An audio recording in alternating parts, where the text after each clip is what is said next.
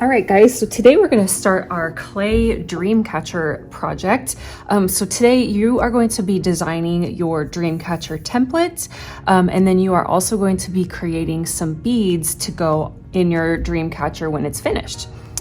So to design your template, you are going to think of a radial design. So that means it is symmetrical all the way around a point.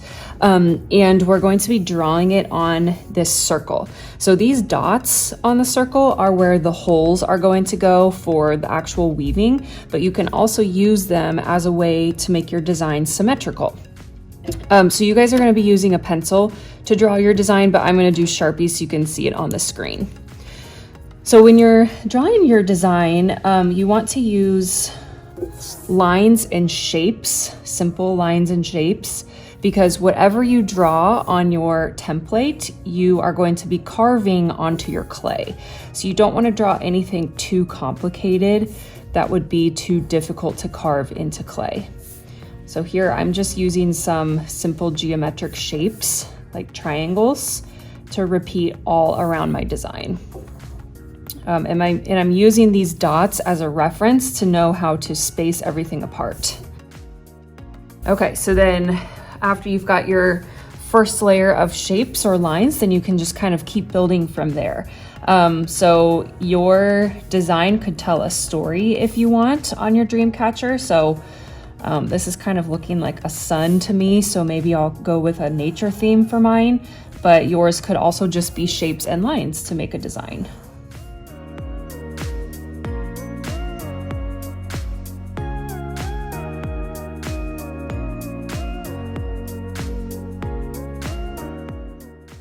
And you can also use curved lines. So I'm using a lot of triangles here, but you can also use like half circles or circles. But whatever you do, you're just gonna keep repeating it around your design.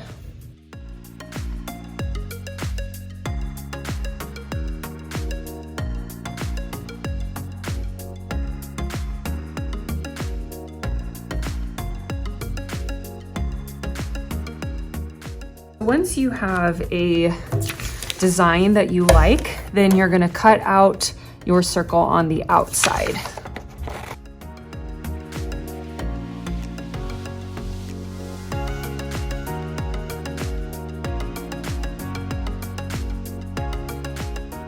Then we also need to cut out the center circle. So to do that, you're going to bend your paper and cut 2 diagonal lines to make a little triangle. So when you open it up, there's a space that you can put your scissors and then cut around the center circle.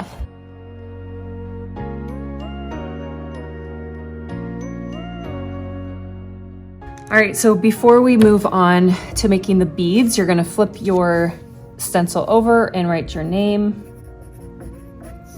and class code. And then you are going to turn this in and move on to making your beads. So at your table, you have some polymer clay.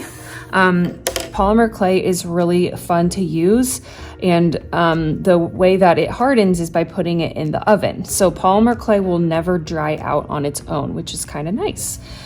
So you are going to be creating 4 or 5 little beads for your Dreamcatcher. And these are going to be the gemstones that go on the inside on the strings. So for each bead, you want to choose like 3 or 4 colors. You can do the same colors or you can do it different for every bead. And you're just going to pinch off a small amount of each color. Okay, so I've got 4 colors here. I'll hold this up so you can see it a little bit better. So you're going to just kind of like smush those together first.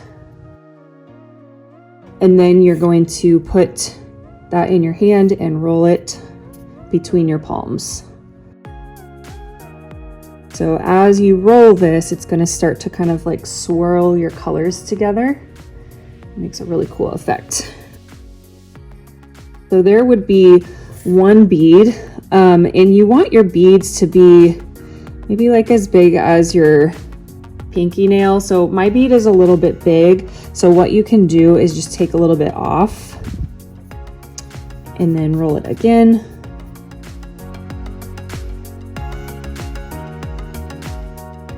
Okay, so that's about good. So it doesn't have to be exact. We just don't want them so big. So remember, these are going on the inside of your Dreamcatcher. So if they're really big, the string's not going to hold it very well. So then you can use your extra pieces of clay, or if you want a new color, you can just put these back on your tray and get more colors for your next beads.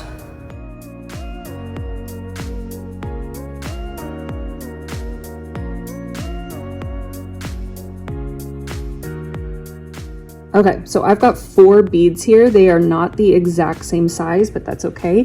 They're all roughly the same size. So when you have 4 or 5 beads, then you are going to take them to this paper. You're going to put them in a square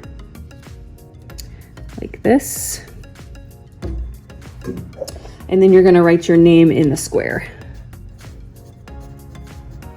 So that way I will know whose is whose, and I can keep them together when I bake them. So then when you're finished with both parts today, you can put any extra clay pieces you didn't use back on your tray. You can turn in your Dreamcatcher and clean up your area.